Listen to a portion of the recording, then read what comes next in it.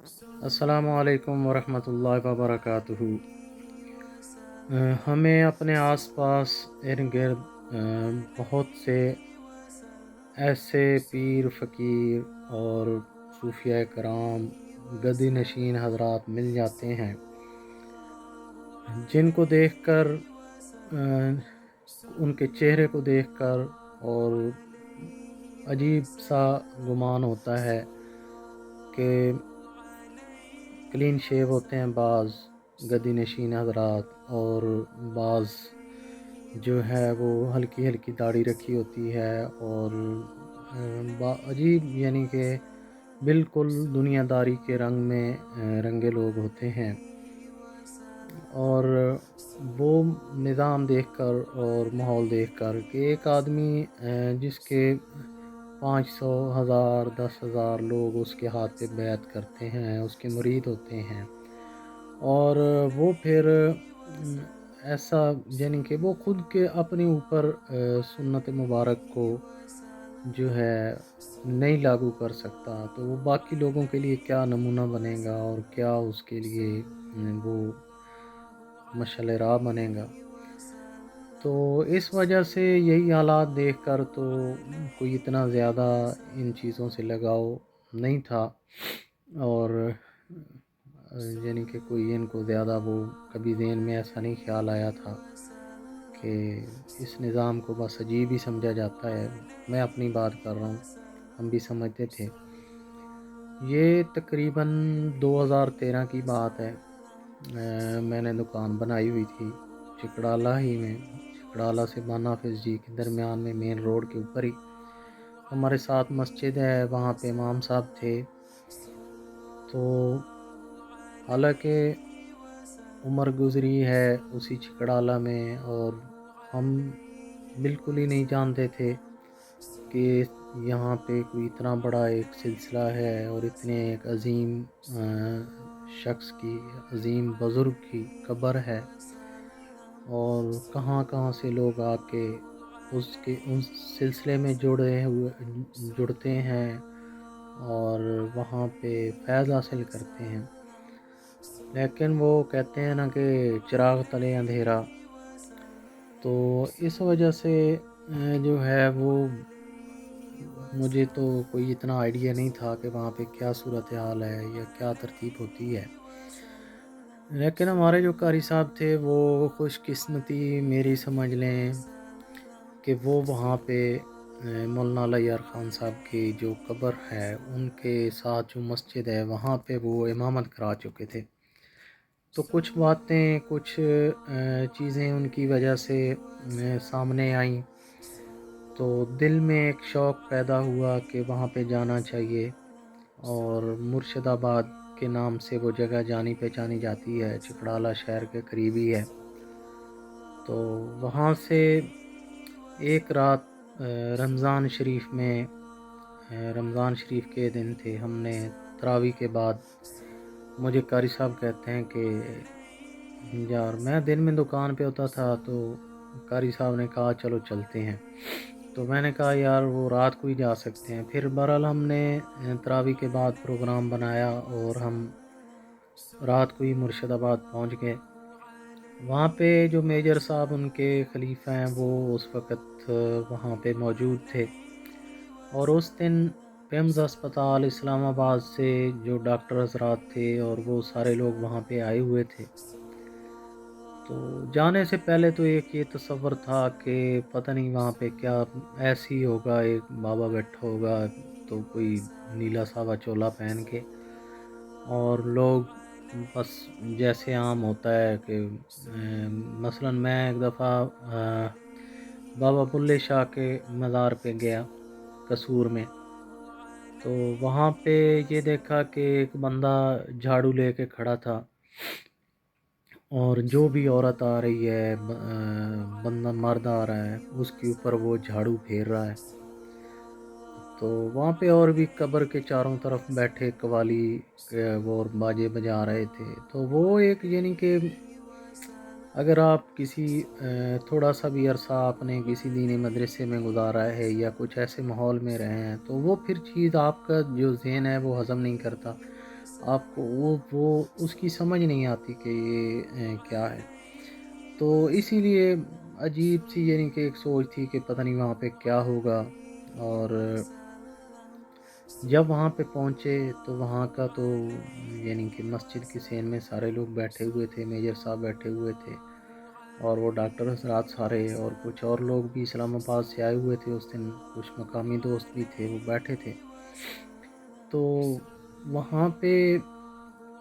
ہم گئے، وہ بڑے میجر صاحب ہمیں بڑے اخلاق، پیار، محبت، خلوص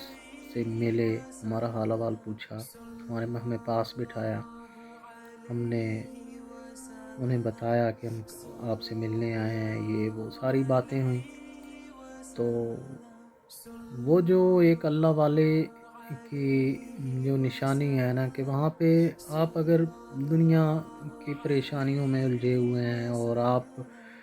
کو یعنی کہ بے سکونی ہے، پریشان ہے، اور اگر آپ کو کسی جگہ پہ جا کے آپ کا دل مطمئن ہونا شروع ہو جاتا ہے، آپ کو سکون ملتا ہے، تو میں یہ سوچتا ہوں کہ وہاں پہ یقیناً اللہ کے پیارے لوگ قبر کے اندر بھی، اور جو وہاں پہ اوپر بیٹھے ہوتے ہیں آس پاس، وہ سارے لوگ اللہ کے پیارے ہوتے ہیں، تبھی وہ جو ہے محفل پرسکون ہوتی ہے اور آپ کا دل جو ہے وہاں سے اٹھنے کو نہیں کرتا۔ ہم تو رات کے وقت گئے تھے، تو وہاں پہ میں نے کچھ ڈاکٹر حضرات ایسے قریب آئے بیٹھے تو وہ باتیں شروع ہو گئیں۔ تو ایک ڈاکٹر صاحب تھے، اب نام مجھے نہیں یاد، تو انہوں نے بتایا کہ وہاں پہ جو ہے ان کو یہ ہیپاٹائٹس ہو گیا، یعنی کہ کالا یرقان ہو گیا۔ تو کسی پیشنٹ کو انجیکشن لگاتے ہوئے بے احتیاطی ہوئی، اور وہ جو ہے اس وجہ سے ان کو کالا یرقان ہو گیا۔ تو اس کی وجہ سے جناب وہ کہتے ہیں کہ میں گھر والے بھی میرے مجھ سے دور بھاگیں، اور بڑے یعنی کہ میرے لیے تو زندگی عذاب بن گئی، مجھ سے کوئی میرے قریب ہی نہ آئے، نہ گھر کا کوئی، بیوی بچے سب کہیں کہ اس سے دور رہو، یہ تو ہمیں بھی ایسا لگ ہو جائے گا، یرقان ہو جائے گا۔ تو انہوں نے پھر اپنے یعنی کہ اسی سلسلے میں جو ان کے ساتھ تھے ان سے بات کی، تو وہ کہتے ہیں یار آپ جو ہے نا وہاں پہ جاؤ، مرشد آباد، تو حضرت صاحب کی قبر پہ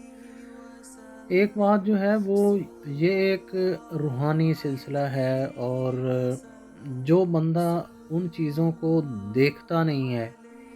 اور وہ کیفیات، وہ ماحول، وہ لوگوں کا طریقہ کار، وہ ذکر اور وہ سارا نظام جب تک وہ کوئی بندہ دیکھتا نہیں ہے نا تو اس کو اس چیز پہ وہ یقین ہی نہیں کر سکتا۔ وہاں کی کیفیات کیا ہوتی ہیں، وہاں کا طریقہ کار کیا ہے، وہاں کس طرح کی یعنی کہ منازل اور آپ کو روحانی طور پہ مضبوط وہ سلسلہ بناتا ہے، اور کس طرح آپ کا تعلق اللہ تعالیٰ سے اور نبی کریم صلی اللہ علیہ وسلم کی ذات مبارک سے جوڑتا ہے۔ تو وہ چیزیں جو ہیں وہ سننے سے اور پڑھنے سے اور وہ سمجھ نہیں آتی جب تک کہ آپ وہاں پہ جا کر اور ان کیفیات کے اندر جا کے اور وہاں پہ ان چیزوں کو محسوس نہیں کریں گے، اور اس کی طرف جو ہے آپ لو نہیں لگائیں گے تو آپ کو سمجھ نہیں آئے گی۔ اب اگر ہم آج کل فلموں کا دور ہے، ساری چیزیں ہمیں قصے کہانیاں ہی لگتے ہیں، انٹرنیٹ کا، سوشل میڈیا کا اور ٹیکنالوجی میں، تو ہمیں یعنی کہ وہ سمجھ ہی نہیں ہے کہ یار یہ ایسی بھی ترتیب ہوتی ہے اور ایسا بھی نظام ہوتا ہے۔ مثلاً ابھی یہی بات جو میں نے وہاں پہ سنی، اور بعد میں کئی جگہ پہ ہم نے کئی لوگوں سے کئی ایسی چیزیں دیکھی سنی، تو وہ ڈاکٹر صاحب بتا رہے ہیں کہ وہ آئے اور حضرت صاحب کی، مولانا اللہ یار خان صاحب کی قبر پہ وہ گئے، اور وہ سارا سلسلہ ہی بس روح کی بات ہے، روحانی سلسلہ ہے۔ تو انہوں نے جو ہے بس روحانی طور پہ حضرت صاحب سے رابطہ ہو گیا ان کا، اور انہوں نے حضرت صاحب نے ان کو نسخہ بھی بتا دیا، اور وہ پھر انہوں نے شربت یا جو بھی تھا وہ بنایا، خود استعمال کیا، ان کا یرقان ختم ہو گیا۔ اور وہ کہتے تھے کہ اب میں ہر ٹائم 2-4 بوتل بنا کے رکھتا ہوں اپنے پاس، کہ کوئی مریض آتا ہے تو اس کو جو ہے میں وہ پھر فی سبیل اللہ دے دیتا ہوں۔ تو اب وہ ایک ڈاکٹر ہے اور تمز اسپتال اسلام آباد میں وہ ڈیوٹی کر رہا ہے، لیکن ظاہر سی بات ہے کہ وہ جب اس طرف آ گیا ہے تو اب اس کو تو یقین ہے، اور کیونکہ وہ ساری چیزیں دیکھ رہا ہے، سمجھ رہا ہے، اس کو سمجھ لگ گئی ہے، تو اس طرح یعنی کہ نظام ہے۔ اسی طرح میں وہاں پہ بیٹھے ایک باتوں میں پتہ چلا، حضرت صاحب کا ہی واقعہ ہمارے سامنے آیا۔ حضرت صاحب ویسے تو اور وہ باقی لوگ بھی جو ہے تعویذات وغیرہ اور اس طرح وہ جو باقی آستانوں پہ اور پیر فقیر کا نظام ہوتا ہے اس طرح وہ نہیں کرتے، لیکن ان کے پاس بامر مجبوری کوئی ایسا بھی چیز ہوتی تو وہ یعنی کہ کچھ تعویذ وغیرہ بھی دے دیتے تھے۔ تو ان کے جو خلیفہ صاحب تھے وہ ہمیں بتا رہے تھے کہ وہاں پہ ایک عورت کو لے کے آئے علاقے کے بندے، اور انہوں نے کہا کہ ایک آپ اس کو تعویذ دیں، یہ کہیں سے اس کو آرام نہیں آ رہا، شفا نہیں ہو رہی۔ تو حضرت صاحب کا ایک تعویذ جس کے بارے میں بتایا جاتا ہے کہ موت کے علاوہ ہر مرض کا وہ علاج ہے، تو بقول ان کے کہ انہوں نے پہلے انہیں کہا تھا کہ کوئی نہیں، یہ میں آپ کو تعویذ دیتا ہوں 30 دن کے لیے ہے، اور 15 ان کو طریقہ کار بتایا استعمال کا سارا، اور انہوں نے کہا کہ یہ آپ لوگوں نے 30 دن جو ہے استعمال کرنا ہے، اور اس کے بعد جو ہے میرے پاس آنا ہے۔ تو کہتے ہیں کہ جیسے ہی میں 15 دن کی تعویذ لکھ چکا تو ایسے مجھے لگا کہ حضرت صاحب کی آواز میرے کانوں میں آ رہی ہے، اور جیسے کوئی سپیکر پہ وہ کہہ رہے ہیں کہ بس اب بس کر دو، بس کر دو۔ تو کہتا 15 دن کی تعویذ لکھ کے ان کو دے دیے۔ تو انہوں نے کہا کہ حضرت ابھی تو آپ کہہ رہے تھے کہ 30 دن اور 1 مہینے کے تعویذ دوں گا، اور ابھی آپ جو ہے وہ 15 دن کے کہہ رہے ہیں۔ تو انہوں نے کہا کوئی نہیں ہے، پھر 15 دن آپ استعمال کروائیں تو اس کے بعد پھر دیکھ لیں گے۔ تو اللہ کا کرنا ایسا ہوا کہ وہ 15 دن کے بعد وہ عورت جو ہے وہ وفات پا گئی، فوت ہو گئی۔ تو اس طرح کی یعنی کہ چیزیں ہیں وہاں پہ، یعنی کہ بظاہر ہم لوگ کہتے ہیں کہ ایک بندہ مر گیا ہے تو وہ بس ختم، اس کا کوئی ایسا سلسلہ نہیں ہے، لیکن یہ حضرت صاحب مولانا علی یار خان رحمۃ اللہ علیہ کا سلسلہ جو ہے یہ اس طرح کا نظام ہے کہ یہ وہ شو نہیں کرتے، وہ ظاہر نہیں کرتے، وہ یعنی کہ اس طرح اپنے آپ کو سامنے نہیں لے کے آتے۔ تو وہاں پہ جو یعنی کہ نظام نظر آتا ہے تو وہ ساری باتیں روحوں کی اور روحانی چیزیں ہیں، اور جو عام بندہ یعنی کہ جو نہیں گیا یا نہیں دیکھا یا جس کا واسطہ نہیں پڑا اس کے لیے تو یہ سب کچھ ناقابل یقین ہے۔ میجر صاحب کی بات بتاتا ہوں، وہاں پہ ایسی باتوں میں کسی دوست نے مجھے بتایا تھا کہ وہ جب آرمی میں تھے تو جو افسران وغیرہ تھے ان کی بیگمات کو وہ فلمیں دکھانے کے لیے لے کے جایا کرتے تھے۔ تو ایک دفعہ حضرت صاحب مولانا علی یار خان صاحب وہاں پہ گئے، تو وہ جاتے تھے ذکر وغیرہ کرواتے تھے، تو انہوں نے انہیں کہا کہ آپ بھائی تو چلا جا باہر، تو یہاں پہ کیا کر رہا ہے، تو چلا جا۔ تو ان کو دوڑا دیا باہر۔ تو یہ کہتے ہیں کہ یہ چھپ کے جو ہے نا وہ کھڑے ہو گئے وہاں پہ، تو باہر نہیں نکلے۔ تو بس اللہ کا نظام ہے، قدرت ہے، وہ اپنا ذکر کروانا شروع ہو گئے۔ تو یہ کہتے ہیں کہ جب میں نے دیکھا کہ لائٹیں بند کر کے جب ذکر کیا تو اس ذکر کے وقت یہ صورتحال تھی کہ جو ایسے لگ رہا تھا کہ ایک روشنی سی ہے وہ کمرے میں بس گھوم رہی ہے، پھیل رہی ہے، اور روشنی کی کرنیں ہیں وہ نکل رہی ہیں، اور کمرے میں ہر طرف روشن ہو رہا ہے، حالانکہ لائٹیں بند تھی لیکن ذکر تھا۔ تو کہتے ہیں جیسے ہی ذکر ختم ہوا تو میں نے تو دل میں سوچ لیا کہ نہیں بھائی، یہ یہاں سے یہ دوڑائیں جو کریں، میں نے کہیں نہیں جانا۔ تو یہ یعنی کہ وہاں پہ جا کے اور قدموں میں گر گئے اور منتیں اور تلے، اور پھر ظاہر ہے جب دل سے ہوتا ہے اور بندہ اللہ کی طرف لو لگاتا ہے تو اللہ والوں سے جڑنے کی کوشش کرتا ہے تو اللہ تعالیٰ نظام بنا دیتا ہے، اللہ تعالیٰ اس کی ترتیب بنا دیتا ہے۔ تو اس طرح یہ پھر آج اس ٹائم وہ حضرت صاحب کے خلیفہ ہیں، اس مقام پہ پہنچے ہوئے ہیں، کئی منازل انہوں نے طے کی ہیں۔ اور اس کے بعد مولانا اکرم امان صاحب مرحوم کے بارے میں آتا ہے کہ جب وہ ذکر کیا کرتے تھے تو جو باہر کمرے میں بیٹھے ہیں تو باہر جو دروازے پہ کنڈی لگی ہوتی تھی نا، ان کے جب وہ ذکر کرتے تھے وہ کنڈی جو ہے نا وہ ہلنے اور ایسے دروازے پہ جیسے کوئی بجا رہا ہے، اس طرح کی کیفیات ہو جایا کرتی تھی۔ تو بھائی آ، کچھ ناقابل یقین چیزیں وہاں پہ ہم نے دیکھی ہیں، ایسا یعنی کہ اور پھر سب سے بڑی چیز کہ بھائی آپ کا دل ہی نہیں کرتا کہ آپ اس احاطے سے، اس مسجد سے اور حضرت جی کی قبر کے آس پاس سے اٹھ جائیں، آپ کہیں دور چلے جائیں۔ پھر ہم نے ایک اور چیز دیکھی کہ وہاں پہ لوگ یعنی کہ ان پڑھ جاہل یا اس طرح کے تو ہوتے ہیں لکیر کے فقیر بن جائے، وہاں پہ ہم نے دیکھا جی آرمی کے بڑے بڑے لوگ، ہاسپٹلز کے ڈاکٹر، پڑھے لکھے، باہر کے پڑھے لکھے اور کاروباری حضرات اور بڑے یعنی کہ عہدیدار اپنے اپنے شعبہ جات کے، وہ سارے لوگ وہاں پہ آئے ہوتے ہیں، بیٹھے ہوتے ہیں اور انہوں نے یہ سارا جو ہے نا نظام وہ اس میں ان کے سلسلے میں جڑے ہوئے ہیں۔ تو ایسی بات نہیں ہے کہ یہ کوئی قصے کہانیوں پہ یہ نظام ہے، یہ سلسلہ ہے، یا مولانا اللہ یار خان صاحب ہمارے اپنے علاقے چکڑالہ میں اس طرح یعنی کہ جس طرح جتنی وہ عظیم ہستی تھی اور جتنی وہ عظیم شخصیت تھے اور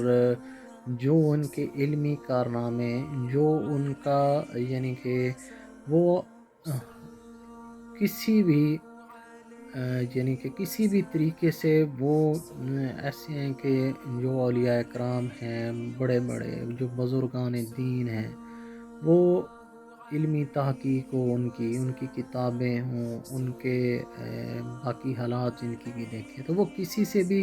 کسی بھی صورت کم انہیں نہیں کیا جا سکتا، بلکہ انہوں نے عام لوگ جو غریب غربا یا یہ تو ان یعنی کہ صوفیاء کرام، اولیاء کرام اور پیری فقیری اور گدی نشین اور ان حضرات کے ساتھ جڑے ہوتے ہیں اور انہیں کچھ وہ نہیں ہے،